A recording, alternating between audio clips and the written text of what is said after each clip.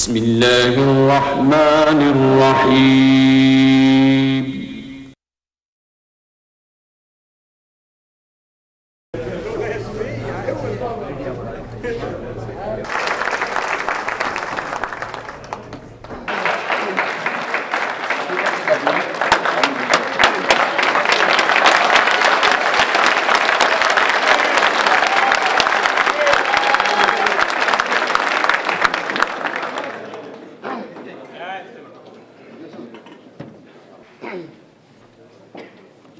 اعوذ باللہ من الشیطان الرجیم بسم اللہ الرحمن الرحیم السلام علیکم ورحمۃ اللہ وبرکاتہ۔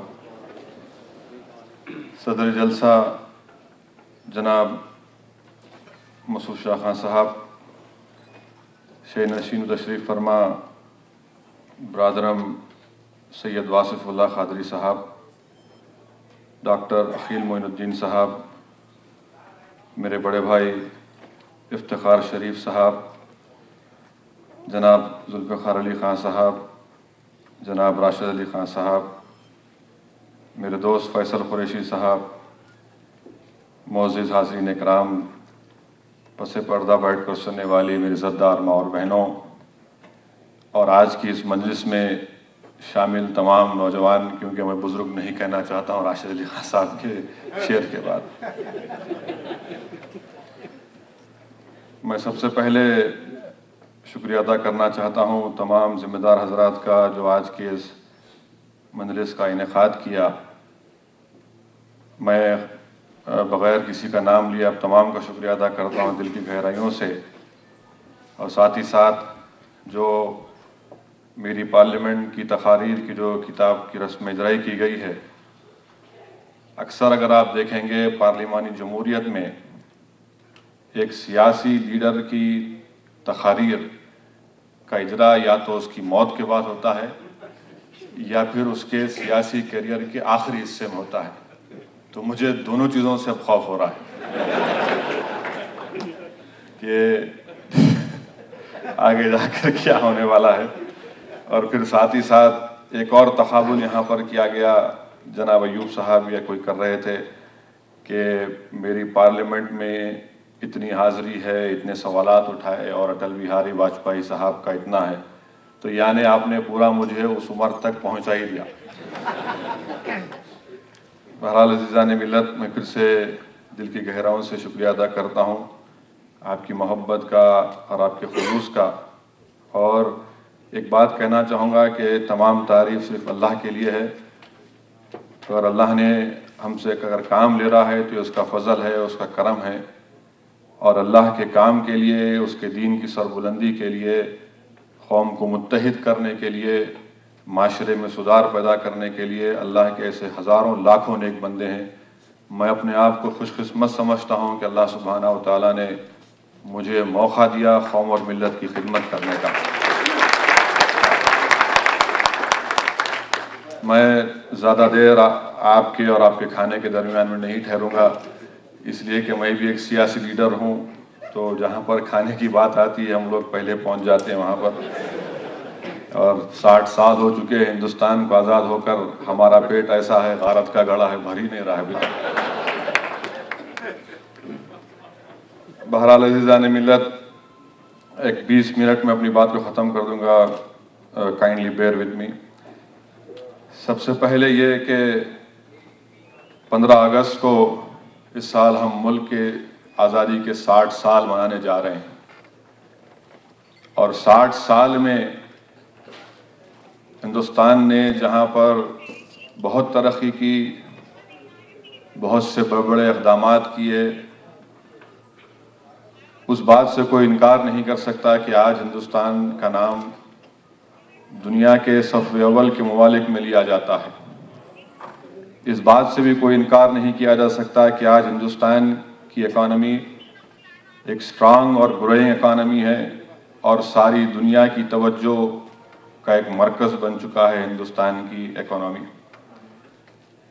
اور یقیناً جہاں پر ہم یہ کریڈٹ لے سکتے ہیں کہ اس ملک نے بہت بڑے بڑے قدم اٹھائے ہیں ترقی کی راہ کی جانب، وہیں پر اس بات سے کوئی بھی انکار نہیں کر سکتا کہ کہ آج ہم کو دوبارہ اور ایک جنگ آزادی شروع کرنے کی ضرورت ہے غربت کے خلاف اور جہالت کے خلاف، تاکہ حقیقی معنوں میں جو ہمارے اسلاف نے، ہمارے بزرگوں نے اس ملک کو انگریزوں سے آزاد کرایا، جو جان کی عظیم قربانی دی، جو جیلوں کی صحبتیں برداشت کی، آج بھی ان کے کئی خواب ادھورے ہیں۔ اگر ان خواب کو عملی جامع نامہ پہنانا ہے تو یقیناً تمام ہندوستانیوں کو ایک ہو کر، کھڑے ہو کر، جو خواب ہمارے بزرگوں نے دیکھے تھے آج سے 60 سال پہلے، اس خواب کو پورا کرنا ہوگا کہ جو آج غریبی اور مفلسی بعض ہندوستانیوں کا مخدر بن چکا، بعض جہالت نوجوانوں کا مخدر بن چکا، اور آج بھی اس ترقی یافتہ ملک میں ہر سال پورے ہندوستان میں قریب 5 تا 7 ہزار کسان خودکشی کرتے ہیں، اس لیے کہ ان کو قیمت نہیں ملتی ان کی دھان کے اوپر۔ آج بھی ہمارے ملک میں کوششیں کی جاتی ہیں کہ جس ملک کی بنیاد، جس ملک کا اساس سیکولرزم پر رکھا گیا، اس سیکولرزم کو کمزور کرنے کی آج بھی مختلف طریقوں سے کوششیں کی جاتی ہیں۔ اگر اس ملک کو زندہ رہنا ہے، اس ملک کو اگر طاقتور بننا ہے، تو اس ملک کو سیکولر رہنا پڑے گا، اور سیکولر یہ ملک اسی وقت رہے گا جب تمام لوگوں سے انصاف کیا جائے گا، تمام لوگوں کا اس میں حق ملے گا۔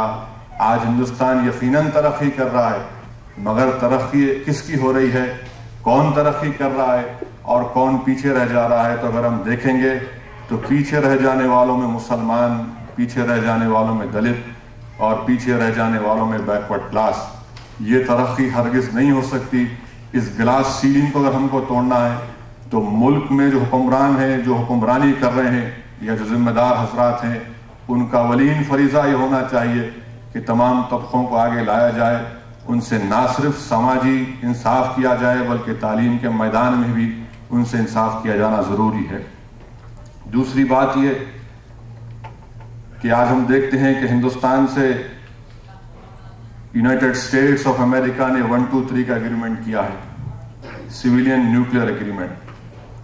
جہاں تک میری رائے ہے، یہ نیوکلیئر ایگریمنٹ ہندوستان کے لیے اچھا ضرور ہے، مگر بشرطے کہ ہندوستان اپنی خارجہ پالیسی میں کوئی کمپرومائز نہ کرے، بشرطے کہ ہندوستان امریکہ کا بی ٹیم نہ بن جائے۔ یہ ضروری بھی ہے ہمارے لیے، نیوکلیئر انرجی ریکوائرمنٹ بہت زیادہ ہے ہندوستان میں، اور اگر آپ دیکھیں گے تو پوری دنیا میں ایسے 2 ممالک ہیں جو سب سے زیادہ کنزیوم کرتے ہیں فاسل فیول کو، وہ ہے چائنا اور دوسرا ہندوستان۔ آج بھی ہندوستان کے ایسے ہزاروں گاؤں ایسے ہیں جہاں پر برقی نہیں ملتی ہے، یا جہاں پر لائٹ نہیں ہے، پانی نہیں ہے۔ تو اس لحاظ سے اگر آپ دیکھیں گے، نیشنل انٹرسٹ میں ضرور ہے، مگر نیشنل انٹرسٹ یہ بھی ہے کہ ہم اپنی خارجہ پالیسی میں تبدیلی نہ لائے۔ ہندوستان جو ہمیشہ سے ایک ملٹی پولار ورلڈ کا قائل رہا ہے، وہ ملٹی پولار ورلڈ کا ہندوستان قائل رہے، نہ کہ یونی پولار ورلڈ کا۔ اگر یونی پولار ورلڈ کا ہندوستان قائل ہو جائے گا تو پھر یقیناً ہم اپنی خارجہ پالیسی میں، اپنے تمام پالیسیز میں تبدیلی لائیں گے۔ اب دیکھنا یہ ہے کہ جو اس کا فل ٹیکسٹ ہے، وہ معلوم ہوا ہے کہ اس پارلیمانی سیشن جو چل رہا ہے اس میں وزیر اعظم اس کو ایوان لوک سبھا اور راجیہ سبھا کے سامنے رکھیں گے، اور یہ دیکھنا پڑے گا کہ کیا اس 123 ایگریمنٹ میں اور جو ایشورنس، جو وعدے وزیر اعظم ڈاکٹر منموہن سنگھ نے پارلیمنٹ کے سامنے کیے تھے، ہندوستان کی عوام کے سامنے کیے تھے، کیا اس میں کوئی فرق ہے، یا جو بات انہوں نے کہی ہے وہ اس کے مطابق ہو۔ 2 کنٹینشیس پوائنٹس ہے اس ایگریمنٹ میں، ایک تو ری پروسیسنگ فیول کے، اور دوسرا ہے کہ کنٹینیوس سپلائی آف یورینیم۔ مگر یہ بات کی حقیقت ہے کہ جہاں پر ہندوستان اگر یہ ایگریمنٹ سائن کر لیتا ہے اور یہاں کی اس ملک کی سینیٹ اس کو ریٹیفائی کر لیتی ہے، اس کے باوجود بھی میری رائے یہ ہے کہ ہم یورینیم کے اوپر ریلائی نہیں کر سکتے۔ ہندوستان میں آج تھوریم کے اتنے ریزروز ہیں، اگر ہم تھوریم کے ریزروز کے اوپر انڈیجنس ٹیکنالوجی کے اوپر ورک کریں گے تو یہ ملک کے لیے فائدہ ہوگا۔ یورینیم کا اگر ایگریمنٹ ہوگا تو یلو کیک کے لیے ہم کو ہمیشہ NSG نیوکلیئر سپلائی گروپ، چاہے وہ آسٹریلیا ہو یا مختلف ممالک ہو، ان کے محتاج ہم رہیں گے۔ یعنی یلو کیک ہم کو آسٹریلیا سے لینا پڑے گا، برازیل سے، کینیڈا سے، کیونکہ ان کے پاس یورینیم کے ہیوج ریزروز ہیں.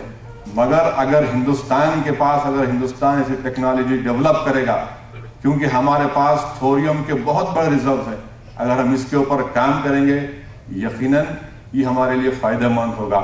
اور اگر 123 ایگریمنٹ کا فل ٹیکسٹ جو پارلیمنٹ میں آئے گا اس کے بعد ہی ہم کوئی قطعی بات اس پر رائے قائم کر سکتے ہیں.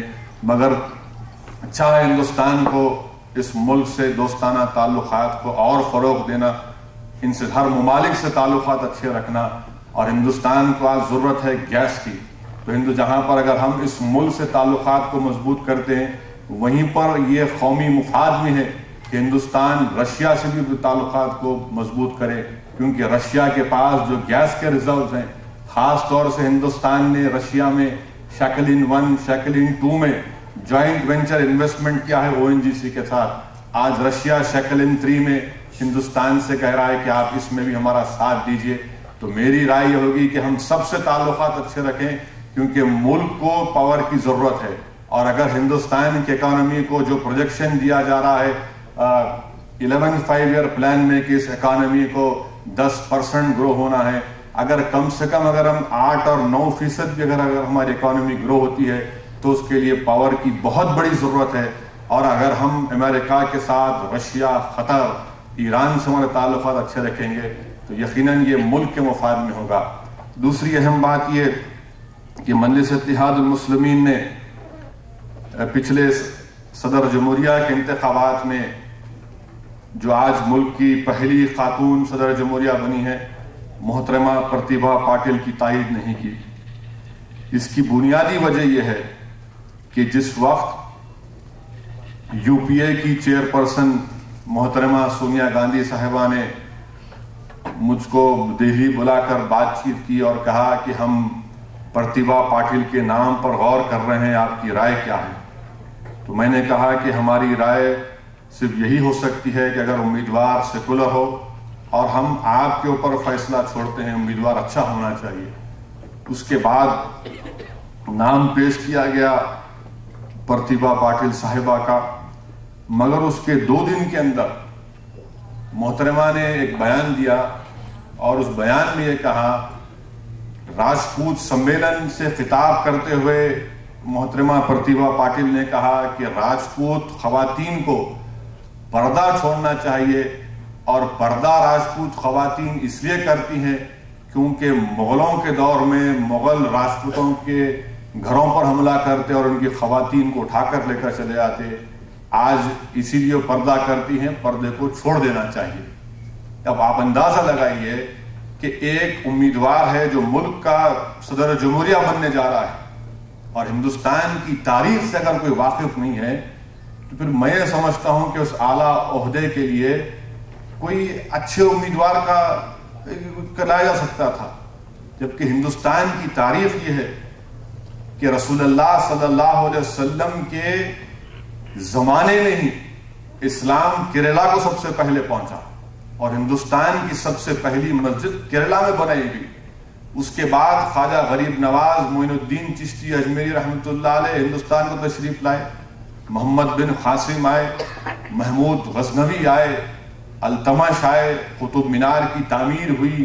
یہ تمام چیزیں ہیں. مگر اگر آپ ملک کی تاریخ سے واقف نہیں ہیں، اور پھر آپ میں اگر کوئی کمزوری ہے، اگر آپ اپنے معاشرے کو سدھارنا چاہتے ہیں اور اس کے لیے مورد الزام اگر آپ مسلمانوں کو بناتے ہیں تو یہ بات قابل مذمت ہے. اس کو قبول کرنے کے لیے ہم ہرگز تیار نہیں ہیں کہ پردے کے تعلق سے یہ کہہ دینا اور اس کو یہ جوڑ دینا کہ مسلمان لٹیرے تھے، غنڈے تھے، آ کر دوسرے مذہب کے خواتین کو اٹھا کر لے کر جاتے تھے. یہ تاریخ کو توڑ موڑ کر پیش کیا گیا. مجلس اتحاد المسلمین نے کہا کہ اگر آپ جب تک اس کی تردید نہیں کریں گے، یہ کلیریفیکیشن نہیں دیں گے، ہم تائید نہیں کریں گے. تو اکثر یہ دیکھنے میں آتا ہے کہ اس طرح کے بیانات کے بعد نہ کلیریفیکیشن دیا جاتا ہے اور نہ کوئی اس کے اوپر واپس لیا جاتا ہے. ایک چھوٹا سا بیان دے دیا گیا کہ نہیں، ہمارا مقصد یہ نہیں تھا، ہم تمام مذہب کو مل کر لے کر چلنا چاہتے ہیں. یہاں پر سوال تمام مذہب کو مل کر لے کر چلنے کا نہیں تھا. یہاں پر سوال یہ پیدا ہوتا ہے کہ پردے کے تعلق سے آپ کی رائے کیا ہے. آج ہم دیکھتے ہیں کہ پردے کے تعلق سے نہیں، پردہ نہیں کرنا چاہیے، پردہ ایسا ہے، تو مجلس نے کہا کہ آپ کا کلیریفیکیشن سے مطمئن نہیں ہے، آپ تاریخ سے پہلے یا تو اس کو پورا واپس لے لیجئے یا ایک اور صحیح کلیریفیکیشن دیجئے کہ آپ تاریخ کو غلط پیش کیے، تاریخ یہ نہیں بتلاتی ہے۔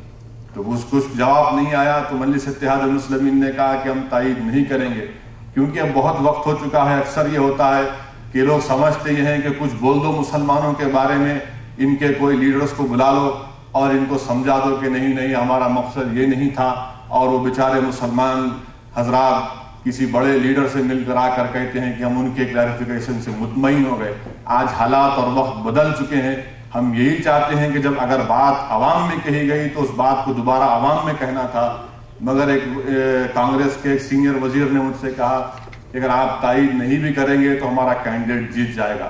میں نے کہا یقیناً آپ کا کینڈیڈیٹ جیتے گا، اور میں تائید نہیں کروں گا تو بھی آپ جیتیں گے، مگر ایک بات کو یاد رکھ لیجئے کہ آپ جیت کر بھی ہار جائیں گے۔ پورے مسلمانوں کو پیغام جا چکا ہے کہ آپ کا امیدوار مسلمانوں کے پردے کے خلاف ہے، آپ کا امیدوار تاریخ سے نابلد ہے، اور مسلمانوں کو آپ کے معاشرے کی برائی کے لیے ہم پر الزام لگایا جا رہا ہے۔ اور ہوا یہی، مجلس اتحاد المسلمین کے سٹینڈ کو لوگوں نے سمجھا، اور لوگ یہ سمجھ رہے تھے کہ آخر وقت میں ہم وڈرا کر لیں گے، کوئی بڑی اہم شخصیت بات کرے گی۔ تو مجلس اتحاد المسلمین نے اپنے سٹینڈ پر کمپرومائز نہیں کیا، اور یہ کہا کہ ہم ہرگز اس بات کو ماننے کو تیار نہیں ہیں۔ دوسری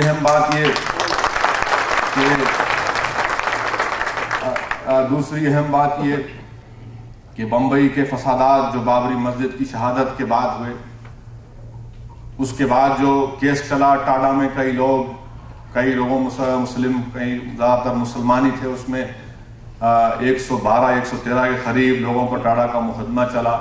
اور حیرت کی بات یہ ہے کہ اس میں ہماری ایک بہن بھی شامل ہے۔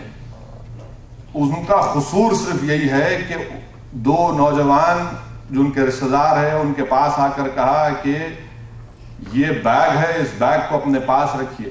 تو اس ہماری عزتدار خاتون نے کہا کہ ٹھیک ہے، لا کے دے دو۔ اور جب وہ نوجوان گرفتار ہوئے، ان سے جب تفتیش کی گئی تو انہوں نے کہا کہ ہاں ایک بیگ ہے جس میں پلاسٹک ایکسپلوزیو RDX ہے، یہ فلاں شخص کے پاس ہے۔ پولیس وہاں پر جاتی ہے، وہاں پر جا کر وہ بیچاری خاتون سے پوچھتی ہے کہ بتائیے کیا یہ 2 شخص آپ کے پاس کوئی لا کر بیگ دیے؟ وہ نہ صرف ان کو گھر میں بلا کر بٹھاتی ہے، بلکہ وہ عورت کھانا کھا رہی تھی، ان کے سامنے کھانا بھی پیش کرتی ہے، چائے وائے پلاتی ہے، اور ان کے سامنے الماری کھول کر کہتی ہے کہ یہی بیگ ہے، لا کے رکھے، مجھے نہیں معلوم اس میں کیا ہے۔ آج اس عورت کو 12 سال کی سزا، یعنی ٹیررسٹ انڈر ٹاڈا، اس کو دہشت پسند قرار دے کر 12 سال۔ اور مشہور فلم سٹار سنجے دت کو، جس کے پاس AK-47 AK-56 ان لائسنس ریوالور نکلی، اس کو ٹاڈا میں کنوکشن نہیں ہوتا۔ یہ کون سا انصاف ہے مجھے بتائیے؟ یعنی مشہور فلم سٹار ہونے کی وجہ سے آپ ان کو ٹیررسٹ قرار نہیں دیتے، اور یہ جو ہماری بہن ہے جس کو کچھ نہیں معلوم کہ اس بیگ میں کیا ہے، اس میں کیا کنٹینٹس ہے، اور خود پولیس اپنے FIR میں بات لکھتی ہے کہ ہم یہاں پر گئے تھے، انہوں نے ایسا کیا۔ تو میں نہیں سمجھتا کہ ہم سے انصاف ہوا ہے۔ اگر ایک ایکٹر کے پاس اگر اللیگل ویپنز نکلتے ہیں تو اس کو بھی ٹاڈا بک کرنا تھا، اس کو بھی 12 سال کی سزا دینا تھا۔ مگر فرق یہ ہے کہ اس مسلم خاتون کے اوپر 180 کروڑ روپے نہیں لگے ہوئے مارکیٹ کے، اس لیے کہ سنجے دت کے اوپر 180 کروڑ روپے لگے گئے ہیں، 6 سال کی سزا۔ اور میں سمجھتا ہوں کہ 1 مہینے 1.5 مہینے میں یہ مشہور ایکٹر بیل پر بھی نکل جائے گا۔ یہی ایک کوسچن پیدا ہوتا ہے کریڈیبلٹی کا، آخر یہ کب ختم ہوگا؟ اور پھر سری کرشنا کمیشن کی رپورٹ کئی سالوں سے اس پر گرد پڑا ہوا ہے۔ اگر ٹاڈا میں اگر آپ کسی کو الزام لگاتے ہیں، اس کے بعد سزا دیتے ہیں، ٹھیک ہے، مگر ایک ہائی کورٹ کا جج سری کرشنا اگر رپورٹ دیتا ہے، اس رپورٹ پر عمل آوری کرنے کے لیے کون سی طاقت ان کو روک رہی ہے؟ اور میں آپ کے سامنے کہنا چاہوں گا کہ آج جو شخص کانگریس پارٹی میں ہے، وہ اس وقت شیو سینا کا اپوزیشن لیڈر تھا پارلیمنٹ میں۔ آج وہ کانگریس پارٹی میں، ایک زمانے میں وہ شیو سینا کا چیف منسٹر بھی بنا، اس کا نام مجھے یاد نہیں آ رہا، نارائن رانے۔ نارائن رانے اس مہاراشٹرا کی اسمبلی میں اٹھ کر کہا تھا کہ اگر سری کرشنا کمیشن کی رپورٹ کے اوپر عمل آوری ہوگی تو بمبئی دوبارہ جلے گا. آج وہ شخص کانگریس میں بیٹھا ہوا ہے اور سری کرشنا کمیشن کی رپورٹ کی جو ریکمنڈیشنز ہیں اس کے اوپر عمل آوری کرنے کے لیے کانگریس اور این سی پی پریشان. آخر کیوں ایسا کیا جاتا ہے؟ اور یہ کانگریس اور این سی پی تو سیکولرزم کے نام پر ووٹ مانگتے ہیں. بی جے پی کا خوف دلا کر، شیو سینا کو برا بلا کہہ کر، اور یقیناً یہ لوگ برے ہیں، میں اس سے انکار نہیں کر رہا ہوں، مگر جب ہم سے انصاف کرنے کی بات آتی ہے آخر کیوں رک جاتے ہیں؟ یہ اب تک کچھ نہیں ہوا. سری کرشنا کمیشن کی عمل آوری اگر نہیں ہوگی تو یقیناً 2009 میں ایک بہت بڑا الیکشن ایشو بنے گا. کانگریس جو پچھلے 8-9 سال کے سیاسی گمنامی کے بعد آج ان کو اقتدار ملا، انشاءاللہ تعالی اگر گجرات کے مظلومین اور بمبئی کے مظلومین سے کانگریس انصاف نہیں کرے گی تو یقیناً اب کی بار 8 سال سے زیادہ کا سیاسی بنواس کانگریس کو اٹھانا پڑے گا. کیونکہ مسلمان آج دیکھ چکا ہے، سیکولر ذہن رکھنے والے ہمارے ہندو بھائی سمجھ چکے ہیں ان کی پالیسی کو. آپ اندازہ لگائیے کہ مالیگاؤں میں بم بلاسٹ ہوتا ہے، مالیگاؤں کے بم بلاسٹ کے بعد جہاں پر 3 بم بلاسٹ ہوئے، 31 مسلمان اس میں شہید ہوئے، اس میں ایک ہندو عورت بھی شامل ہے. جب یہ شہید ہوتے ہیں اس کے بعد الیکشن ہوتا ہے، وہاں کے مفتی صاحب مسلم کانگریس پارٹی بناتے ہیں، بلدیہ کے الیکشن میں حصہ لیتے ہیں تو مالیگاؤں میں سب سے زیادہ سیٹیں ان کو حاصل ہوتی ہیں. اور جب یہ کانگریس اور این سی پی کے ظلم سے تنگ ہو کر شیو سینا ان کی تائید کرنے کا اعلان کرتی ہے تو پورے کانگریس والے ہل جاتے ہیں کہ آپ کیا کر رہے ہیں، مسلمان ہو کر شیو سینا کی تائید کیسے سوچ سکتے ہیں، ہم آپ کو میئر دے دیں گے، ڈپٹی میئر ہمارا ہوگا. بڑا طوفان مچایا، اس مفتی صاحب کے گھر پر دھرنا دیا. بہرحال وہ مفتی صاحب نیک نیت تھے، اخلاص تھا، مگر سیاسی تجربہ نہیں تھا، وہ خاموش ہو گئے، تائید کرنا پڑا. مگر یہی کانگریس جب پرتیبھا پاٹل کے الیکشن میں صدر جمہوریہ کے انتخابات ہو رہے ہیں، شیو سینا ان کی تائید کرتی ہے، اس وقت ان کو مالیگاؤں کے مسلمانوں کی یا مسلمانوں کا جو ظلم شیو سینا نے کیا یاد نہیں آتا. تو ایک عجیب سیکولرزم ہے یہ جمہوریت میں، جہاں پر سیکولر پارٹیوں کو سوٹ ہوتا ہے وہاں پر یہ اپنے سوٹیبلٹی کے لحاظ سے کس کی بھی تائید حاصل کر لیتے ہیں. اگر آپ جا کر کانگریس کے لوگوں سے، کمیونسٹ پارٹی کے لوگوں سے پوچھیں گے کہ آخر آپ نے کس بنیاد پر شیو سینا کی تائید حاصل کیا تو یہ ٹریڈیشنل جواب دے دیں گے، ہم نے نہیں پوچھا، وہ ہماری تائید کر رہے ہیں. تو پھر مالیگاؤں کے بھی مسلم کانگریس پارٹی نے نہیں پوچھا، وہ اعلان کیے تھے، وہاں پر اچھا نہیں ہے تو یہاں پر اچھا کیسا ہو گیا؟ تو یہ تمام سوالات ان تمام سیکولر پارٹیوں کے سامنے ہیں کہ پرتیبھا پاٹل کا وہ بیان، اس کے بعد ان سیکولر جماعتوں کا خاموش رہنا، اور اگر یہی بیان کوئی بی جے پی کا یا پھر شیو سینا کا دے دیتا تو سارے ملک میں کوحرام مچ جاتا. یہ نام نہاد جو لبرل لوگ ہیں یہ میدان میں اتر کر آ جاتے، پلے کارڈز لے کر آتے، بھوک ہڑتال بیٹھتے، مہاتما گاندھی کی باتیں کرتے. آج یہ تمام چیزیں نہیں ہوتی. تو یہی مجلس کا مطالبہ ہے کہ بھئی آپ دو پالیسی مت رکھیے، سیکولرزم کو سیکولرزم رکھیے، اور جہاں پر حق بات بولنا ہے اس حق بات کو بیان کریے. وہ حق بات بیان کرنے سے پیچھے ہٹ جاتے ہیں. تیسری بات کہ اتر پردیش کا الیکشن یہ سیکولر پارٹیوں کے لیے بھی ایک پیغام ہے کہ اگر آپ مسلمانوں کے لیے ٹھوس اقدامات نہیں کریں گے تو یقیناً مسلمان کسی اور پارٹی کو ووٹ دے گا. مایاوتی نے 50 مسلمانوں کو ٹکٹ دیا جس میں سے 26 سے 27 جیت کر آئے، سب سے زیادہ تعداد میں مسلمان جیت کر آئے.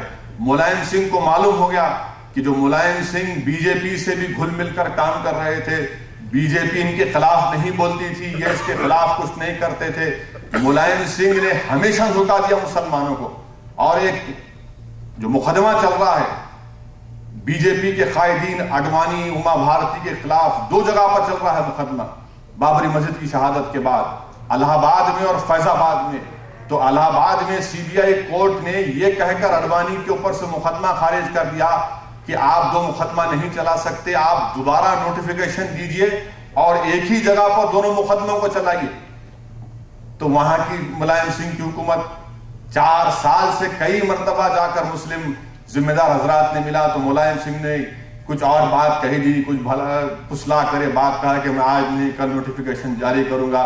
اور بابری مسجد کے مقدمے میں وہ نوٹیفیکیشن جاری نہیں کیے. اب مایاوتی آئی ہے، اگر یہ بھی انصاف نہیں کرے گی تو یقیناً پھر سے ان کو سیاسی نقصان اٹھانا پڑے گا. مگر ان تمام کے درمیان ایک جو اہم بات ہے کہ اتر پردیش میں قریب 3 کروڑ کے قریب مسلمان بستے ہیں، 18% مسلمانوں کی آبادی، اور جس جگہ پر بابری مسجد شہید ہوئی وہیں کا مسلمان متحد نہیں ہے. ایک کوشش کی گئی تھی کہ مسلم کچھ الائنس بنا کر، مگر اس میں ایسے قسم کے شخصیات گھس گئی تھی جن کا عوام میں کریڈیبلٹی نہیں تھی، چاہے وہ جامع مسجد کے امام صاحب ہوں. یعنی ان کا جو الیکشن آتا، 2004 کے الیکشن میں امام صاحب نے بی جے پی کی تائید کا اعلان کیا. اب یہاں پر ایک الائنس بنا دیا کہ ہم اتنے سیٹوں پر مقابلہ کریں گے. اس کا بھی اثر کچھ نہیں ہوا، عوام نے ان کے اس فیصلے کو ریجیکٹ کیا. گو ان کی جو کوشش تھی، جو آئیڈیا تھا وہ صحیح تھا، مگر جس میں اخلاص نہیں ہوگا، جس کا کیریکٹر شیڈی ہوگا، جس کے پاس کریڈیبلٹی نہیں ہوگی، آج مسلمان اس کو قبول کرنے کو تیار نہیں ہے. امام صاحب کے تعلق سے میرے والد نے اچھا کہا، کسی نے آ کر پوچھا کہ آخر ہے کیا یہ امام صاحب؟ تو والد نے کہا کہ اگر جہانگیر کو معلوم ہوتا کہ سلطنت مغلیہ ختم ہو جائے گی تو وہ اس وقت کے جامع مسجد کے امام کو سلطنت مغلیہ کا بادشاہ مانا دیتا اور خود امام بن جاتا تاکہ سلسلہ چلتا رہے.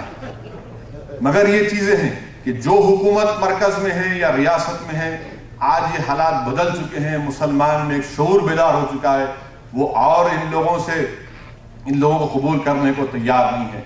چوتھی بات یہ کہ آج ہم دیکھتے ہیں کہ سچر کمیٹی کی رپورٹ آئی. سچر کمیٹی کی رپورٹ یقیناً ایک آئینہ ہے تمام سیکولر جماعتوں کے لیے، جو پچھلے کئی سال سے سیکولرزم کے نام پر حکومت کیے، سیکولرزم کے نام پر ووٹ حاصل کیا. سچر کمیٹی کی رپورٹ کیا کہتی ہے؟ سچر کمیٹی کی رپورٹ یہ کہتی ہے کہ سب سے برا موقف سماجی طور پر، تعلیمی طور پر، معاشی طور پر اگر مسلمانوں کا ہے تو 4 ریاستوں میں ہے. دیگر ہندوستان میں تو تمام اسٹیٹسٹکس دیے گئے، مگر 4 ریاستوں میں سب سے خراب موقف مسلمانوں کا ہے. وہ ہے مغربی بنگال، بہار، یو پی اور آسام. اور ہندوستان کے 14% مسلمان میں سے 50% لوگ اتر پردیش، بہار، آسام اور مغربی بنگال میں رہتے ہیں. یعنی پچھلے 30 سال سے مغربی بنگال میں کمیونسٹ کی حکومت، اور وہاں پر 25% مسلمان، 25% مسلمان ہیں، اور گورنمنٹ میں ملازمت صرف میرے خیال سے 1%. بہار میں 15% مسلمان، گورنمنٹ کے امپلائمنٹ میں 5.5%. اتر پردیش میں 18%، 6% وہاں پر. آسام میں قریب 27% مسلمان، اور وہاں پر آبادی میں گورنمنٹ کی ملازمتوں میں خود 4% کے برابر. یہ سوال یہ پیدا ہوتا ہے پھر یہ سیکولرزم کہاں کا سیکولرزم رہا؟ یہ سیکولرزم کے نام پر تو مسلمانوں کے پیٹھ میں خنجر ہو پا گیا. جتنا ناانصافی ہم سے کی گئی کسی سے نہیں کیا گیا اتنا. اور یہ لوگ یہ بھول رہے ہیں کہ ملک کی آزادی کی جنگ میں، اور پہلی سن 57 کی جنگ آزادی اگر شروع ہوئی تو مسلمان کے خون سے شروع ہوئی، علماؤں کے خون سے شروع ہوئی، علماؤں کے فتووں کے بعد شروع ہوئی. سب سے پہلے ہم نے اپنے سینوں کو انگریزوں کے سامنے پیش کیا. ایک 80 سال کا ضعیف بادشاہ جس کی حکومت تباہ ہو چکی تھی، اس کے سامنے اس کی اولاد کی گردنوں کو لا کر پیش کیا گیا، مگر اس نے صبر کا دامن نہیں چھوڑا، ملک کو آزاد کرانے کا فیصلہ کیا. یہی مدرسوں سے فتوے جاری کیے گئے کہ انگریزوں کے خلاف لڑنا جہاد ہے. آج انہی لوگوں سے آپ اس طرح کی ناانصافی کرتے ہیں، اور صرف ہم سے زبانی وعدے کہ سچر کی رپورٹ تو آئینہ ہے. اور سچر کی رپورٹ کے بعد اگر یہ کانگریس کی حکومت یا پھر ان ریاستوں میں جہاں پر سیکولر حکومتیں ہیں، اگر وہ محاسبہ نہیں کرے گی، کریکٹیو سٹیپس نہیں لے گی، تو میں یہ سمجھتا ہوں کہ سچر کی رپورٹ کے بعد مسلمان اور کمیونل ہو چکا ہے. اور مسلمان کو بلیم نہیں کر سکتے، مسلمان پر الزام نہیں لگا سکتے، کیونکہ ہر پڑھنے والا مسلمان جب سچر کی رپورٹ کو پڑھتا ہے تو اس کے دل میں سوال پیدا ہوتا ہے کہ آخر مجھ سے یہ کیوں کیا گیا؟ میں نے کیا غلطی کی کہ 25% میری آبادی اور مجھے صرف 1% نوکری ملتی ہے؟ آندھرا پردیش میں میری 9% آبادی اور میرے پاس صرف گورنمنٹ کی ملازمت میں 8% نوکریاں. آخر یہ کون سا مجھ پر ظلم کیا گیا کہ سب سے زیادہ اگر بچے جو سٹنٹڈ گروتھ سے پیدا ہوتے ہیں، جو پیدا ہونے کے بعد وہ مسلمانوں کے ہیں؟ اور ہندوستان میں خود سچر کی رپورٹ کہتی ہے کہ ان 4 ریاستوں کے ایک ایسے 1000 گاؤں ہیں جہاں پر ایک سکول نہیں ہے، 1000 ولیجز ہیں جہاں پر ایک سکول نہیں ہے۔ اس کے ذمہ دار کون ہیں؟ کیا واقعی میں ہندوستان آزاد ہوا؟ کیا واقعی میں ہندوستان ایک سپر پاور بن رہا ہے؟ کیا واقعی میں ہندوستان کی اکانومی جو 9% گرو ہو رہی ہے، کیا واقعی میں اکانومی گرو ہو رہی ہے؟ اگر آپ ایک بہت بڑے طبقے کو اپنے ساتھ لے کر نہیں جائیں گے تو پھر میں نہیں سمجھتا کہ ملک ترقی کر رہا ہے، بلکہ ملک نیچے آ رہا ہے۔ مسلمان کو اگر آپ ایک ایسٹ بنانا چاہتے ہیں تو ان سے انصاف کریے، مسلمان کو اگر آپ ایسٹ بنانا چاہتے ہیں تو ان کو سیکیورٹی پرووائڈ کریے، مسلمان کو اگر آپ ایک پاور بنانا چاہتے ہیں تو آپ کو ایکویٹی میں شیئر دینا پڑے گا، آئیڈینٹیٹی کا تحفظ کرنا پڑے گا، سیکیورٹی دینا پڑے گا مسلمانوں کو۔ نہیں تو پھر میں ذمہ داری کے ساتھ کہہ رہا ہوں کہ اسد الدین اویسی یا پھر مسلم سیاسی جماعتوں کی کوئی اہمیت نہیں رہے گی، مسلمان ایکسٹریمزم کی طرف چلا جائے گا، مسلمان سو کالڈ وہ فنڈامنٹلزم کی طرف چلا جائے گا، اور ہماری بات سننے کے لیے کوئی تیار نہیں ہوگا۔ اس لیے وہ کہے گا کہ سچر کی رپورٹ آپ کے سامنے ہے، اب ہم اور انتظار نہیں کر سکتے۔ اگر ہم اتنے 60 سال سے جی لیے ہیں، جب مر ہی رہے ہیں تو ایک بار اور ایک بار مر جائیں گے۔ تو حکومت ہند کو بڑی گہرائی کے ساتھ، بڑے ٹھنڈے دل کے ساتھ سوچنا پڑے گا کہ وہ کیا اقدامات کرنے والے ہیں۔ افسوس تو یہ ہے کہ 7-8 مہینے ہو چکے ہیں سچر کی رپورٹ آ کر، مگر یو پی اے کی حکومت خاموش بیٹھی ہوئی ہے اس کے اوپر ایک 2 کمیٹیوں کے 4 کمیٹیز بنائے گئے۔ یعنی یہ کس کو بیوقوف بنا رہے ہیں؟ 60 سال سے ہم کو بیوقوف بناتے آئے، اور آج آپ دیکھیے کہ جو لوگ مسلم پولیٹیکل ریپرزنٹیشن یا مسلم پولیٹیکل پارٹیز کے اوپر تنقید کرتے ہیں، میرے پاس ان کا صرف ایک ہی جواب ہے کہ میں نے کئی مرتبہ کئی ڈیبیٹس میں گیا، اور وہاں پر ہر لوگ، چاہے وہ رائٹ ونگ ذہن کا ہمارا ہندو بھائی ہو یا لیفٹ ونگ ذہن کا ہندو بھائی ہو، وہ کہتا ہے کہ نو، یہ مجلس اتحاد المسلمین ایک رضاکاروں کی پارٹی ہے، مجلس اتحاد المسلمین ایک فاشسٹ پارٹی ہے، مجلس اتحاد المسلمین مسلمانوں کو فنڈامنٹلزم کی طرف لے جانے والی پارٹی ہے۔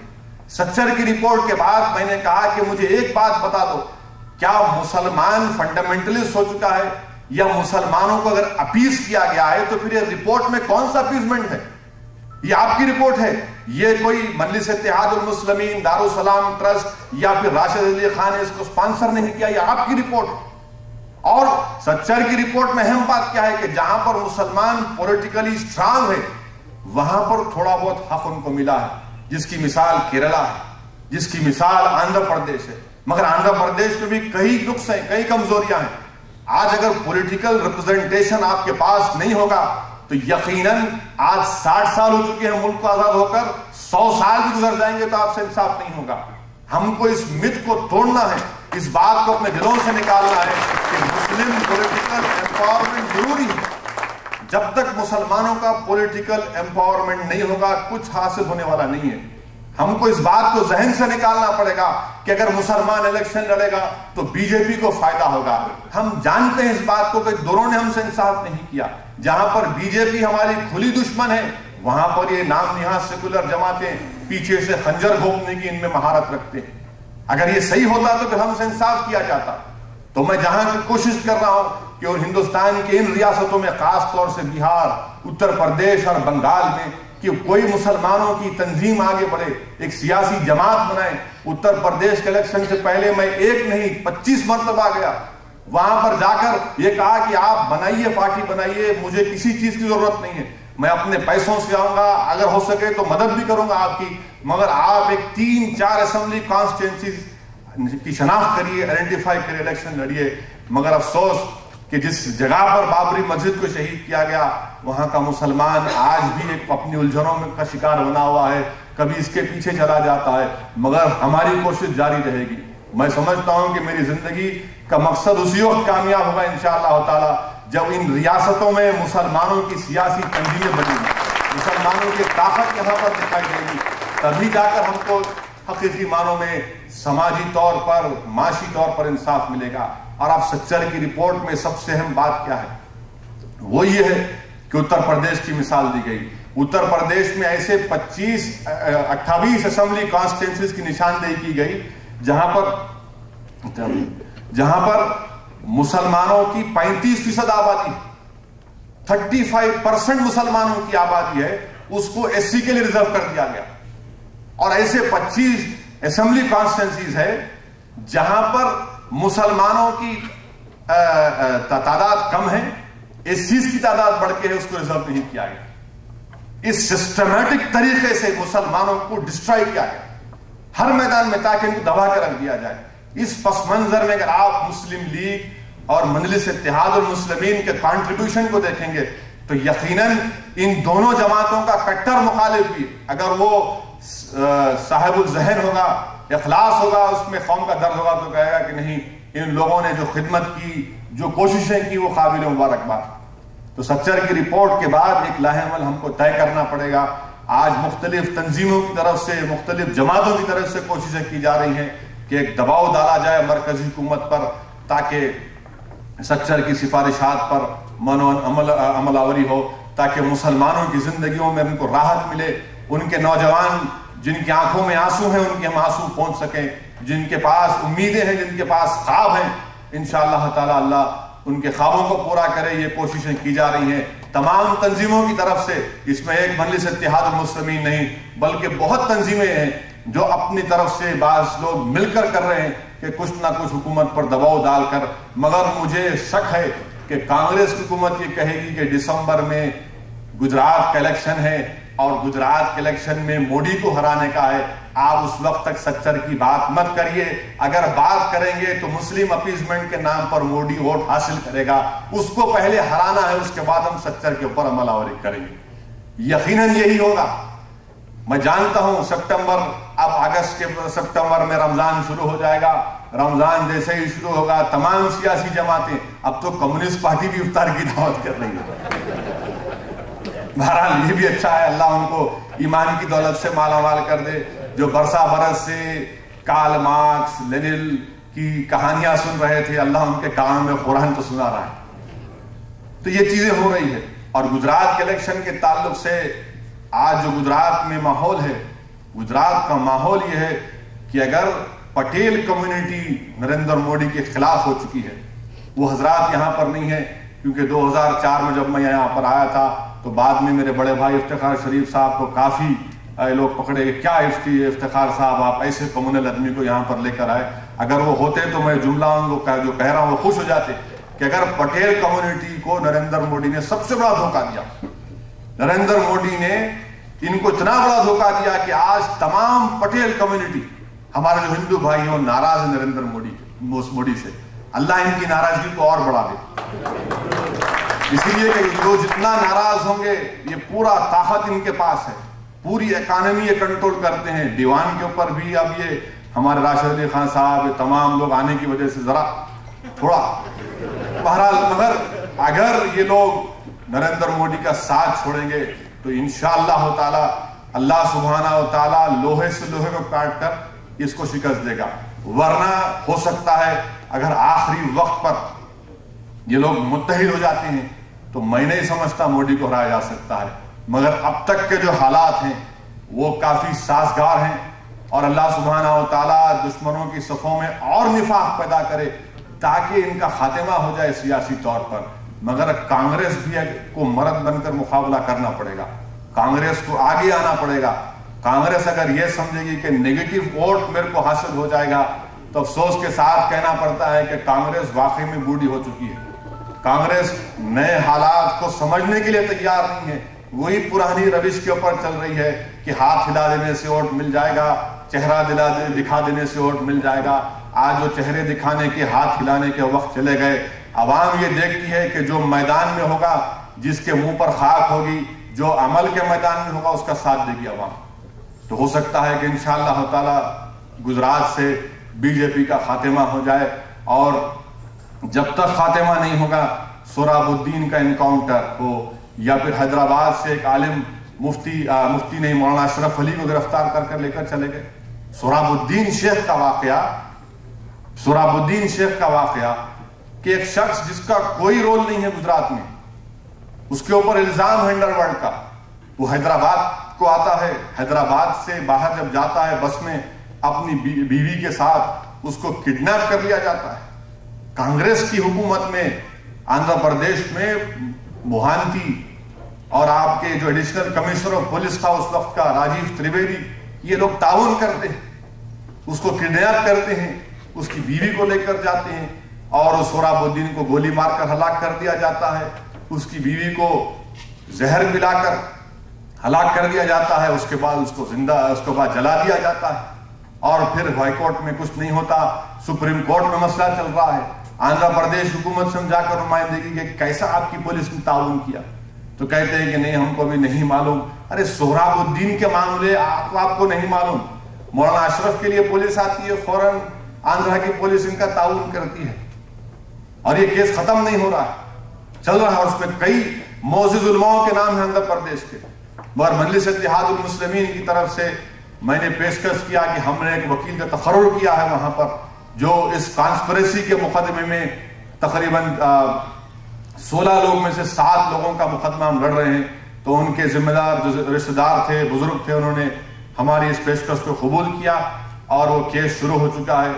وہیں پر ہرن پانڈیا کے کیس میں جو حیدرآباد کے 8 بچے ہیں ان تمام کو, جس میں سے اصغر علی کو لائف دی گئی ہے, رؤف کو 7 سال, شفیع الدین ہے, افتخار باری نلگنڈے کا بچہ. آپ اندازہ لگائیے کہ خود فارنسک کا ایکسپرٹ یہ کہتا ہے کہ جب ہرن پانڈیا کو مارا گیا تو ہرن پانڈیا اس وقت اپنی ایک دوسری مسٹرس کے گھر سے واپس آ رہا تھا.